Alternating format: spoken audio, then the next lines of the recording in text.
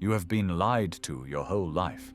The history textbooks we studied from, the films we watched, and even the memorials where we lay flowers, all of this is part of a grand stage setting. Have you ever wondered why the official version of the 1812 war falls apart the moment you look closely at the details? We are told about a great confrontation, about a battle of two emperors, about patriotism and a burned Moscow. But what if I tell you that Napoleon Bonaparte and Alexander I were not enemies? What if this war was not an invasion, but a joint punitive operation? An operation to clear the territory of traces of a civilization that is today commonly called Great Tartary. Prepare yourselves, because today we will destroy the foundation of what you considered to be the truth.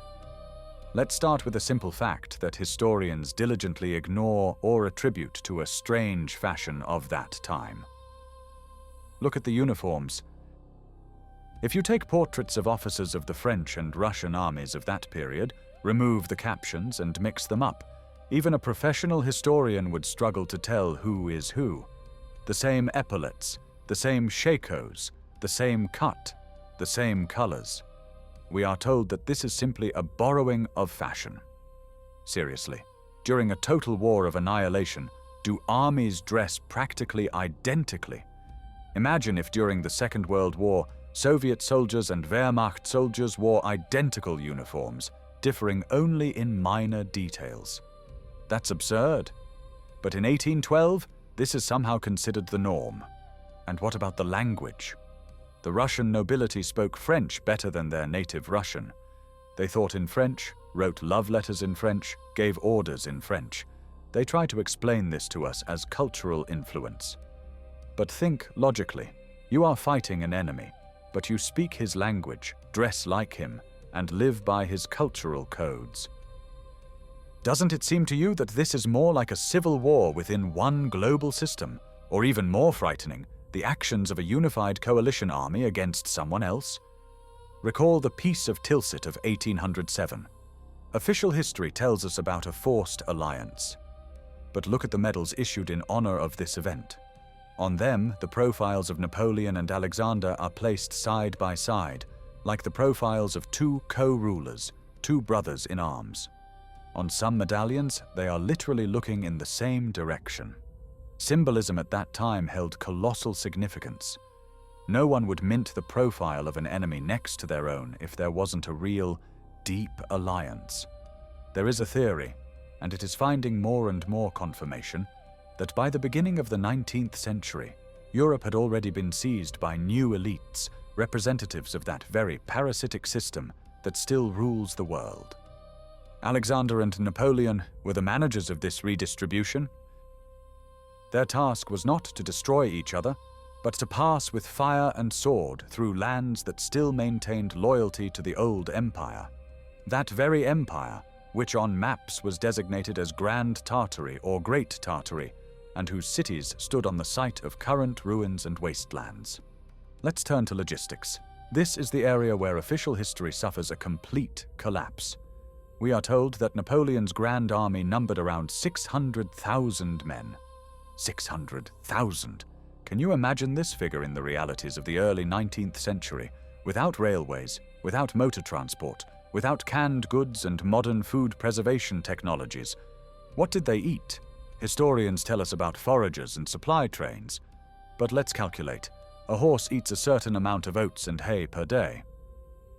To feed an army of 600,000 men and hundreds of thousands of horses, a continuous flow of goods is needed, which was physically impossible to provide along the dirt roads of that time, especially in the conditions of Russian mud season. Eyewitnesses of those events in their memoirs often get confused in their testimonies, describing sometimes ideal order, sometimes complete chaos, but never giving a clear answer to the question of supply. What if the army did not march on foot all the way from Paris? What if logistics were provided by technologies that were later seized and forgotten? Or more likely, the troops were already in the territory, quartered in captured cities, and the so-called invasion was simply a regrouping of forces for a final strike on Moscow? And here we come to the most interesting question. Against whom was this war actually waged? Look at Napoleon's route. It is a thin arrow aimed directly at the heart of the country, at Moscow.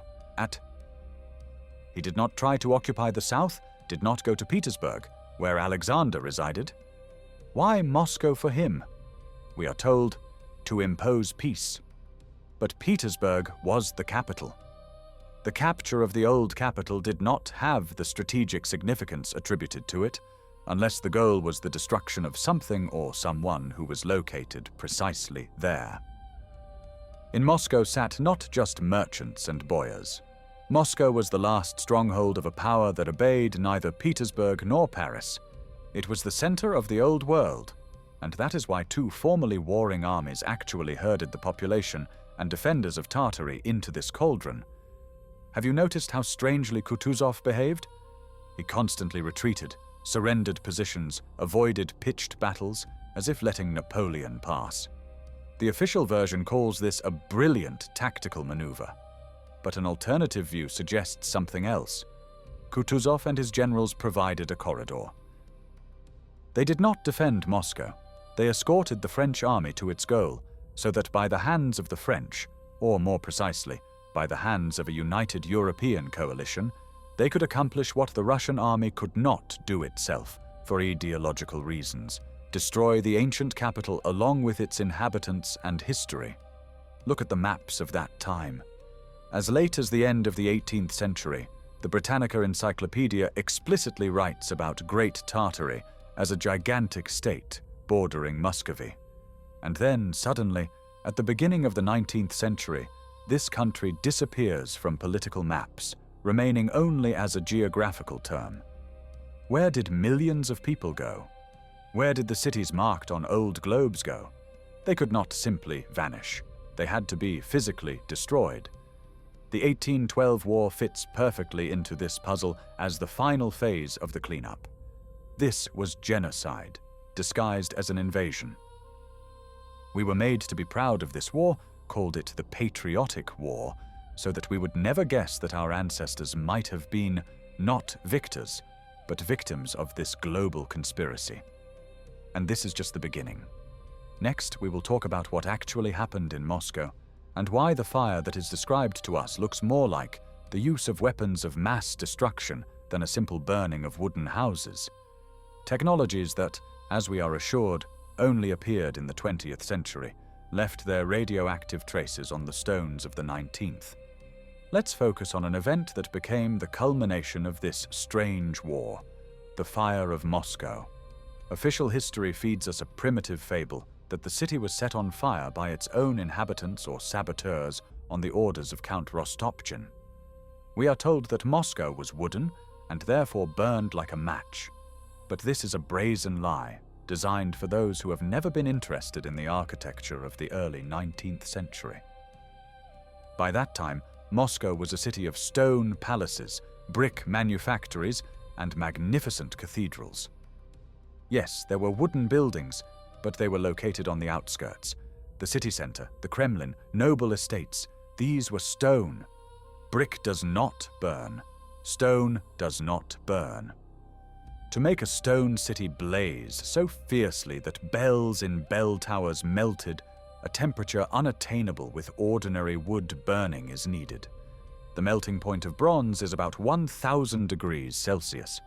To turn brick walls into dust and melt granite embankments, a thermal impact of colossal power is required. Read the memoirs of French officers, for example, Count de Ségur. He describes not just a fire, he describes an ocean of fire that behaved like a living creature.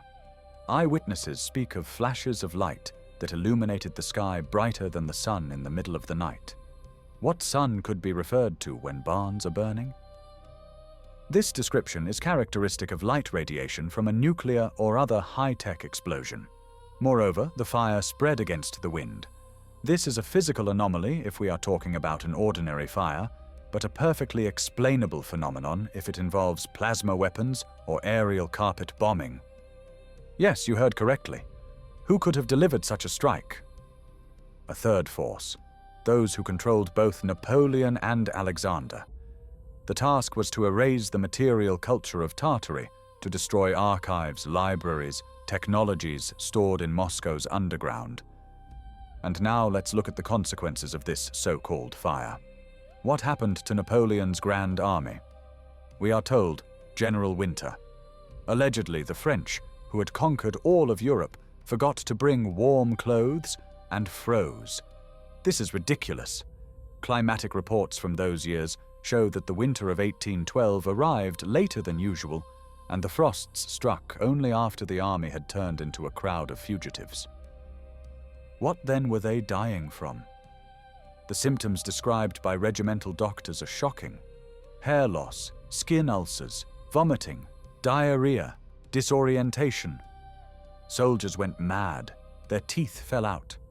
Historians call this typhus or an unknown fever.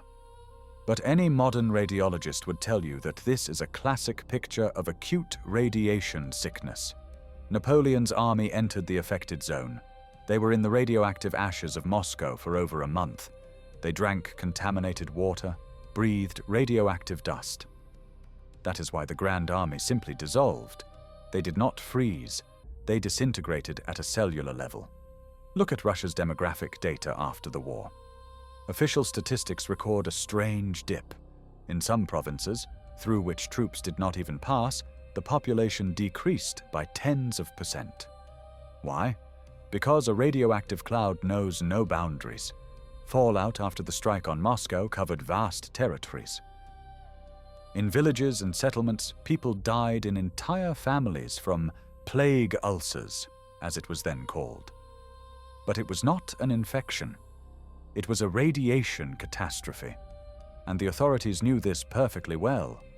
That is why a total reconstruction of Moscow began immediately after the war. The Commission for the Construction of Moscow, created in 1813, worked with suspicious speed. In a couple of years, the city literally rose from the ashes. Where did the resources come from? Where did millions of bricks come from if the factories were destroyed? Where did thousands of skilled masons come from if the male population had been decimated by war? The answer is simple. They were not building, they were excavating. They restored what survived and covered with soil what was too heavily damaged. Moscow's cultural layer is not the result of centuries of dust accumulation. These are meters of soil with which the first floors of buildings were intentionally covered to hide the traces of the catastrophe and the radiating ruins. We walk on the roofs and second floors of that antediluvian Moscow, the Polytechnic Museum, excavations on Lubyanka. Everywhere we see full-fledged floors extending deep underground, with windows and doors. Who builds windows underground? No one. These are the first floors, which became basements after the Great Infill. Another fact that troubles researchers: the absence of mass horse burials. 600,000 people, hundreds of thousands of horses. Where are their bones? Archaeologists find isolated burials. If the army had perished from cold and hunger, the entire road from Moscow to Berezina should be paved with bones. But they are not there. Where did the bodies go? The cremation theory in those conditions does not withstand criticism. There wasn't enough firewood even for heating. What if the bodies simply evaporated at the epicenters of the explosions? Or were they disposed of by special cleanup teams using chemical reagents unknown to us? We are dealing with a crime of planetary scale, the traces of which have been covered up for 200 years. Pay attention to the medals for the capture of Paris and for the salvation of the fatherland. On them, a strange triangle with an eye is often depicted, the all-seeing eye. A Masonic symbol. It is everywhere, on the pediments of buildings restored after the fire, on award weapons, on state seals of that time. This is the signature of the client. Napoleon and Alexander were high-ranking Masons, executors of the will of a global lodge. Their correspondence, if read between the lines, is full of hints at the great work and the transformation of the world. The war was a ritual, a sacrifice. Millions of lives were laid on the altar of a new world order, in which there was no place for Tartary and a Vedic worldview. Ask yourselves, why did an era of reaction The creation of the Holy Alliance began in Europe after 1815. It was the creation of a world government, a prototype of the European Union and an alliance. They united not to prevent new wars, but to control the captured territories and prevent the revival of the destroyed civilization. The entire history of the 19th century is a process of rewriting the past. Special commissions were sent to monasteries and archives, which confiscated chronicles, rewrote books, and destroyed maps. We were invented a history of the ancient world. Events were pushed back thousands of years to fill the void created after the cleansing of the real past. We live in a matrix created at the beginning of the 19th century. And the 1812 war is the starting point of this matrix. But the most terrifying evidence is hidden not in archives but in forests. Look at the age of forests in Russia and Europe. You will not find trees older than 200 years. Why? Go out into the forest, look around. Do you see giant trees, 300, 400, 500 years old? No. Throughout central Russia, and indeed in Europe, the forest mass is strangely uniform. Pines and birches stand as if selected, all of the same diameter. If you cut down such a tree and count the rings, you will rarely count more than 150 or 200 rings. This is a biological fact that cannot be refuted. Official science tells us about industrial logging and local fires. But allow me, was absolutely everything cut down to the last sapling, simultaneously over a gigantic territory from Paris to the Urals? This is technically impossible for that time.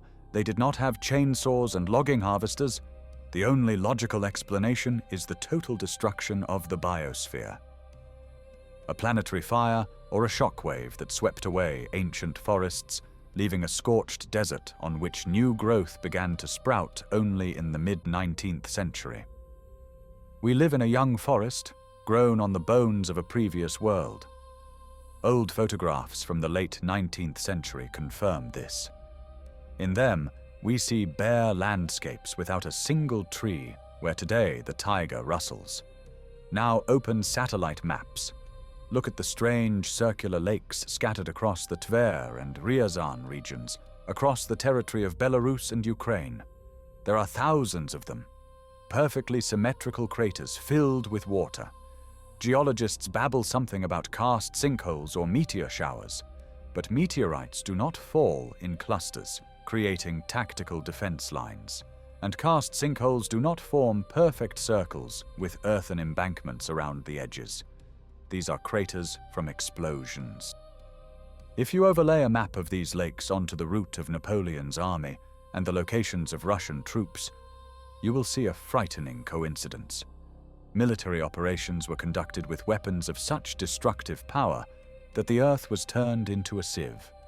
This was carpet bombing, the traces of which were hidden from us under the guise of natural landscapes. Who could have attacked from the air in 1812? The answer to this question will shatter your perception of reality. And what exactly were they bombing? Look at city plans from that time.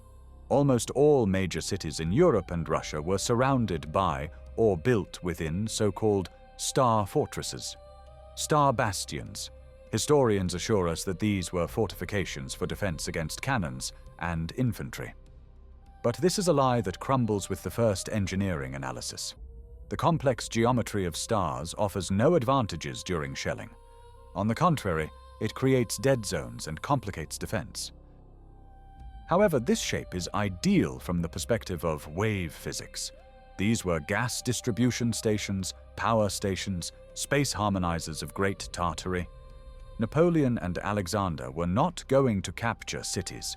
They were going to shut down the life support system. They were destroying the energy framework of the planet.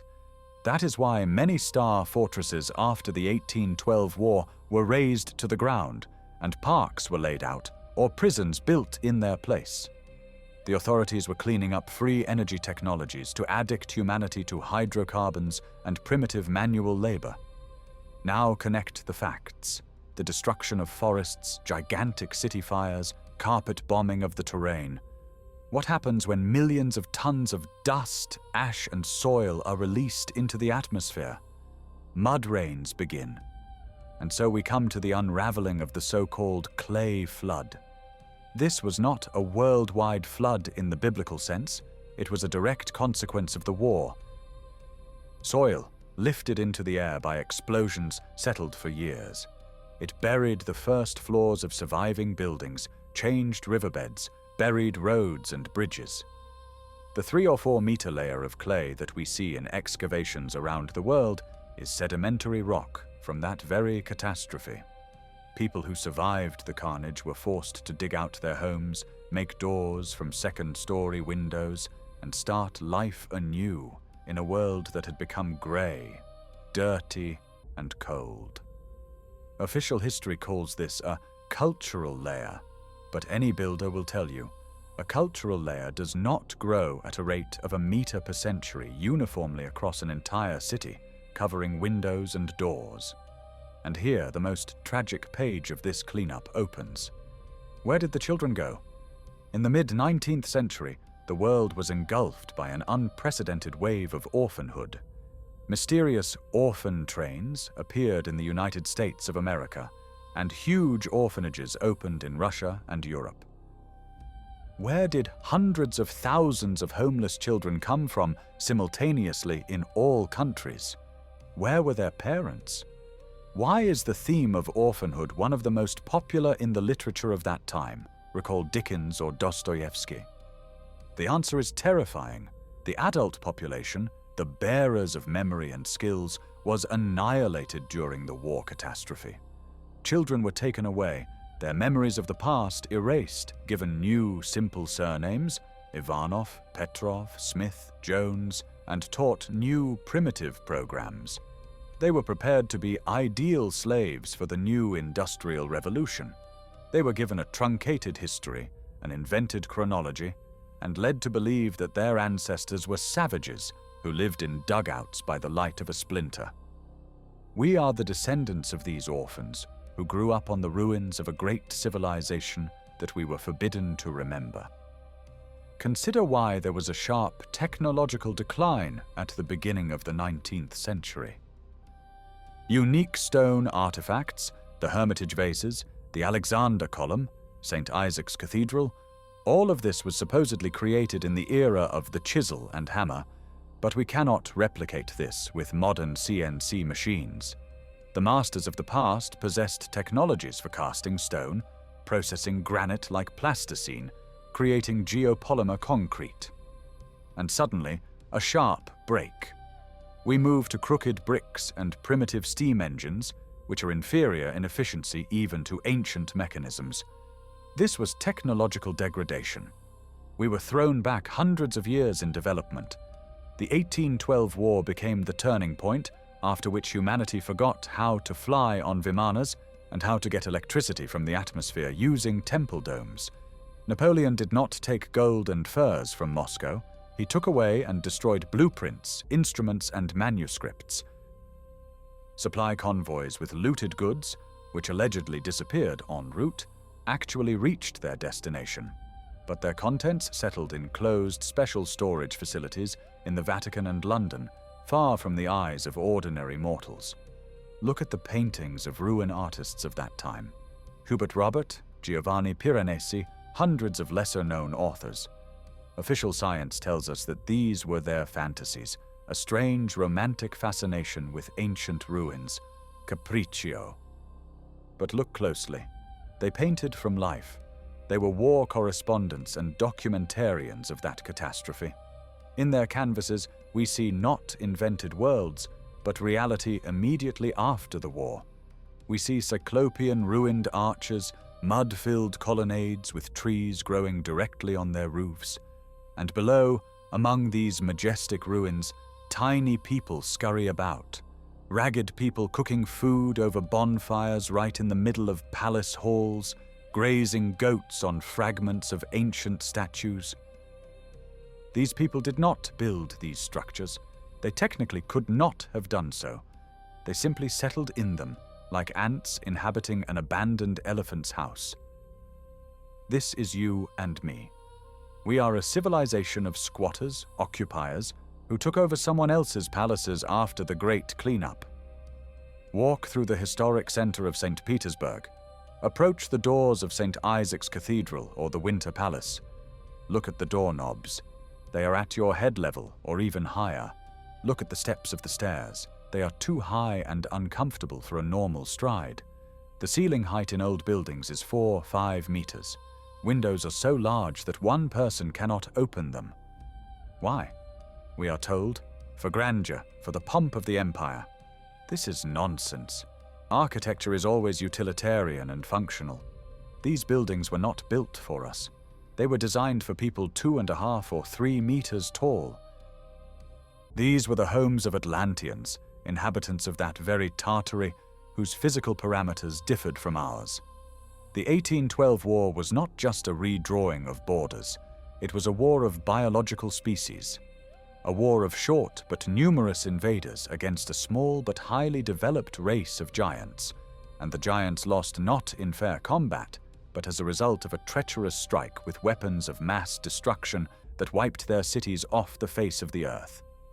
Recall the Alexander Column. 600 tons of monolithic granite, a perfectly polished shaft. We are told a childish fairy tale about how simple Russian peasants in bast shoes, subsisting on bread and water, with the help of ropes and logs, hewed and raised this behemoth by hand. But any modern engineer working with heavy loads will confirm to you, this is technically impossible.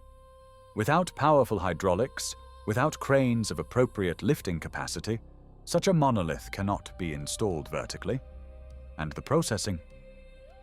The column has perfect rotational geometry. To make such a thing from granite, a gigantic lathe and cutters, stronger than diamond, are needed. Where is this lathe?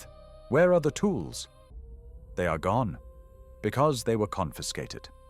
The technologies of that era surpassed our modern capabilities. We still cannot replicate the polygonal masonry of Kronstadt, where enormous granite blocks are fitted together without mortar so precisely that a knife blade cannot pass through. These are traces of machine processing, traces of lasers, plasma cutting, and milling, not the chisel of a serf. We were given a primitive history so that we wouldn't ask questions. We live in stage decorations. The entire history of the 19th century is stitched together with white threads to hide the fact of monstrous degradation.